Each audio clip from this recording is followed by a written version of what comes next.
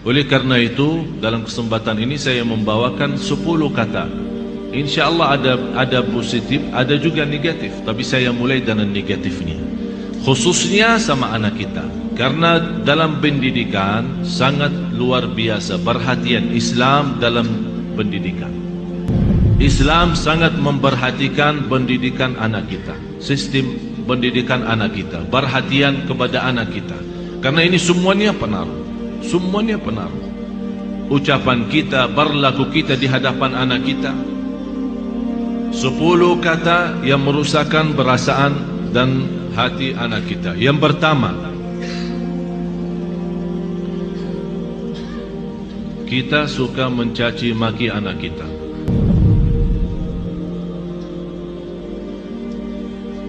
Ini sebuah bahaya, apalagi kalau kita lagi emosi. Dan saya selalu sampaikan kepada jemaah, kalau lagi emosi, jauh daripada anak. Jauh. Jangan jadikan anak korban. Saya tidak enak membawa ucapannya karena kita di dalam masjid. Tapi ada banyak yang saya heran mengucapkan kata-kata yang saya malu sampaikan. Sama siapa? Sama anaknya sendiri. Kalau sama orang lain kita malu mengucapkan, apalagi sama anak kita.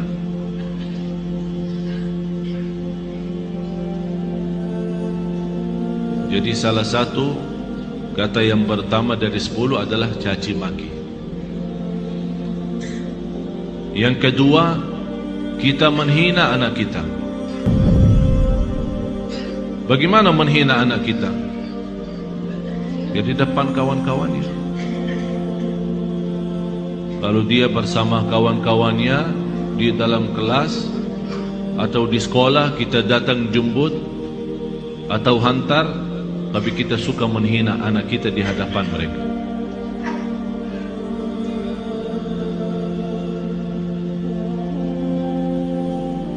Malah ada yang pernah berkata,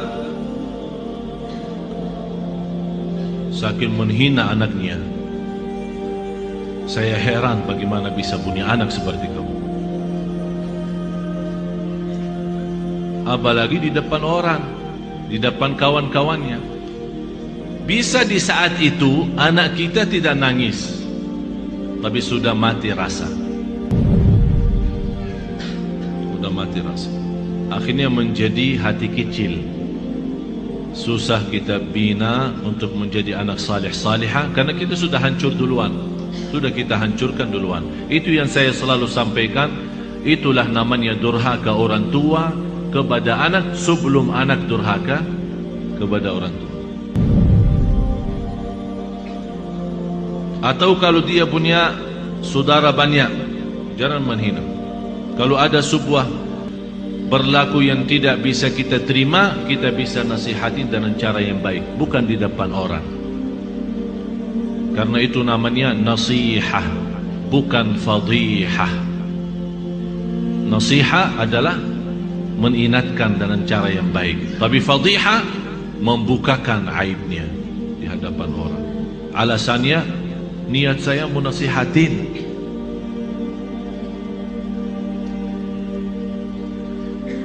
Yang ketiga, selalu kita suka membawa bandingannya dia sama orang lain. Ini lihat, abang kamu jauh lebih pintar. Ini lihat, anak itu luar biasa. Kamu tidak bisa seperti mereka. Itu tidak bahaya itu. Ini mengakibatkan apa? Kecil hati. Yang kedua, benci sama orang itu. Akan menimbulkan rasa benci. Jadi akan selalu berlawan. Di mana ketemu kalau diajak main tidak mau sama. Karena kenapa? Karena kita selalu bandingkan ini A sama B. Apalagi kalau dia punya adik-adik yang lain. Coba adik kamu, abang kamu, kakak kamu, pintar bacaannya, pintar najinya, pintar salatnya. Kamu apa sih? Ini mohon maaf, ini bukan sering terjadi, malah saya sendiri mendengar di hadapan saya ibu yang membawa 3 anak, yang dinyakiti perasaannya 1.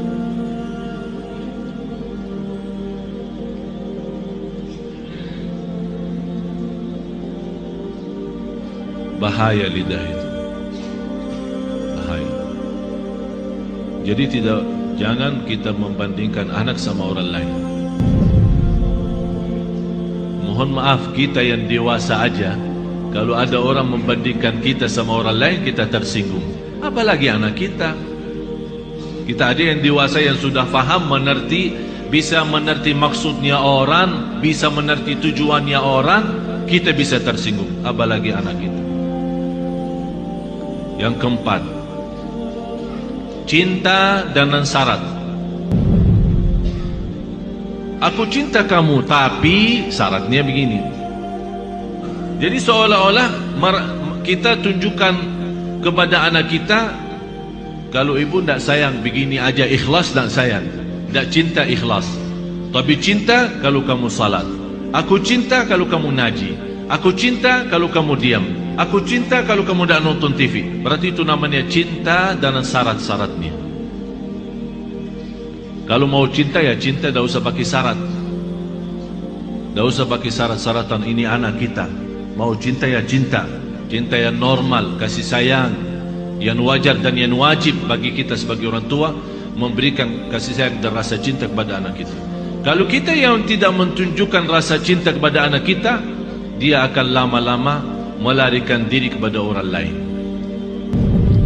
Memang mohon maaf Bapak Ibu, bisa anak kita karena dia kecil tidak mengerti menyampaikan perasaannya, tapi dia mampu menyampaikan perasaannya dari hal berlakunya. Begitu dia melihat seorang yang memberikan perhatian dan kasih sayang, biarpun orang itu bukan keluarganya, orang jauh, begitu dia ketemu orangnya, dia malah lari, belum orang itu. Sepertinya kehilangan rasa sayang di rumahnya. Dan banyak saya perhatiin anak-anak yang datang kepada saya begitu melihat anaknya sambil peluk dan cium saya bilang dalam hati saya, kasihan, kehilangan rasa cinta dan sayang dalam rumahnya. Yang kelima, kita menyampaikan kepada anak kita info atau informasi yang salah. Maksudnya apa informasi yang salah? Laki-laki tidak boleh nangis. Siapa yang bilang? Bapak-bapak nangis enggak? Nangis kan? Berarti salah kita berkata sama anak kita, kalau laki-laki tidak boleh nangis. Siapa yang bilang? Biarin dia nangis. Kalau dia nangis, ayo nangis lagi sayang. Bukan laki-laki tidak boleh nangis. Itu membuat apa? Mengakibatkan sakit jiwa. Karena setiap dia mau nangis, dia bertahan. Alasannya informasi yang salah, laki-laki tidak boleh nangis. Akhirnya dia tahan-tahan, menjadi beban, lama-lama sakit jiwa. Betul, ini betul. Jangan dianggap tidak terlalu. Terlalu.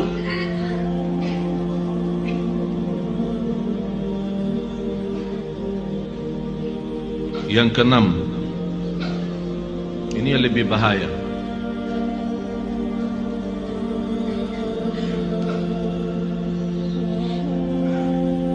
Kita selalu memberikan ancaman. Ayo makan habisin, kalau tidak datang hantu.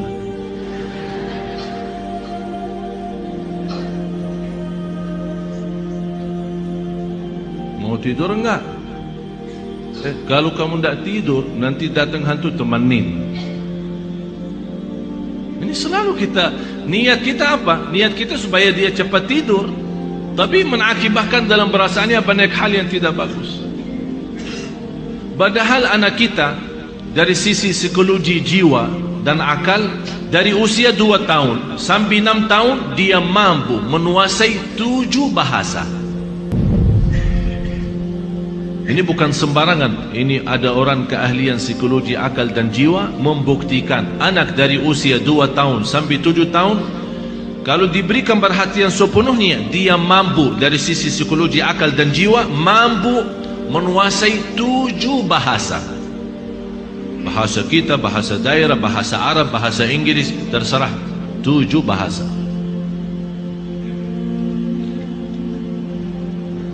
Tapi kenapa kita sia-siakan kesempatan ini yang masih luar biasa?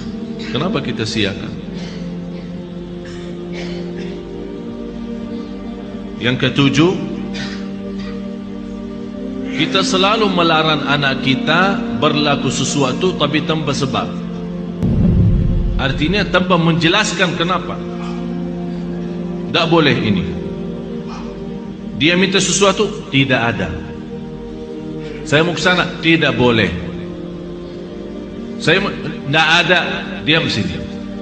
Jadi kita suka larang, tidak boleh, tidak ada, tidak bisa, tapi kita tambah menjelasin sebabnya. Kalau anda mau larang, tolong jelasin sebabnya. Tak boleh nonton TV kalau sudah malam, karena nanti mengganggu matamu. Ini ada alasan kenapa kita larang. Kalau makan sampai habiskan makanannya, karena di dalam makanan ada barakah. Kita tidak tahu di barakahnya yang di mana.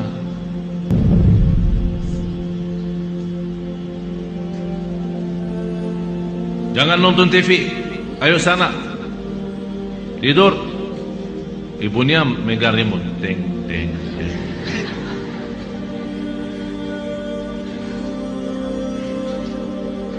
Anak kita bisa pendiam ya. Mungkin ada di antara anak ibu-ibu yang suka lawan, tapi ada yang diam sudah masuk ke kamarnya. Tapi Allah Maha tahu perasaannya apa di saat itu. Dilarang nonton TV, malah ibunya enak-enak nonton TV.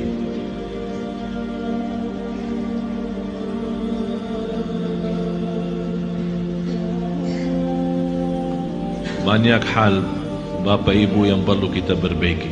Banyak. Kalau kita memang ingin bukan hanya doa mengharapkan anak saleh salihah, tapi ada contoh baik, ucapan yang baik. Yang kedelapan,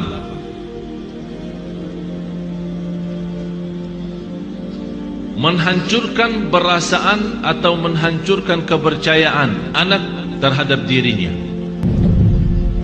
Kamu bodoh selama-lamanya, tak bakal jadi pintar. Astagfirullahaladzim, ada orang sejahat itu. Jadi walaupun dia sudah ada niat untuk berikhtiar, berusaha, kita sudah habis-habisan, tak ada.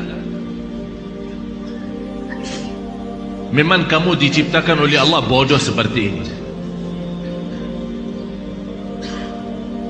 Saya nyesal punya anak seperti kamu. Saya benci hari kelahiran kamu. Bapak Ibu, saya mengucapkan ini bukan dari saya.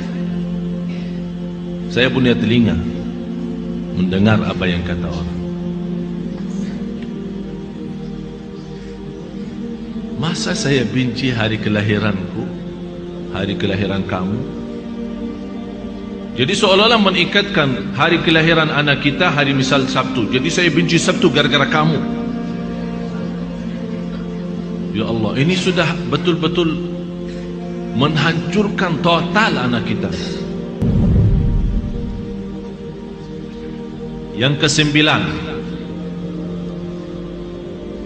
kita berdoa terhadap anak kita doa yang buruk. Saking kesal perasaan kita sama anak kita, dan dia keluar dari rumah tanpa minta izin dan ridha kita, langsung kita, mudah-mudahan kamu celaka. Rasulullah sallallahu alaihi wasallam melarang orang tua mendoakan anaknya buruk. Kalau terjadi diijabah doanya akan nyesal, kata Rasulullah. Biarpun ibunya, biarpun bapaknya betul-betul sakit hati sama anak, begitu dia mendoakan celaka, terjadi kecelakaan itu, pasti dia nyesal dan sedih, bisa nangis, dan bisa tidak memaafkan dirinya terhadap apa yang telah dia ucapkan. Kalau anda tidak mampu saking sakit hati sama anak kita, tidak bisa mendoakan baik, kembali lagi lebih baik diam. Kalau tidak bisa berdoa baik, lebih baik diam. Tapi bahaya, jangan mendoakan anak ni celaka. Yang ke-10, kita suka membongkar dan membuka aib anak kita di hadapan orang lain.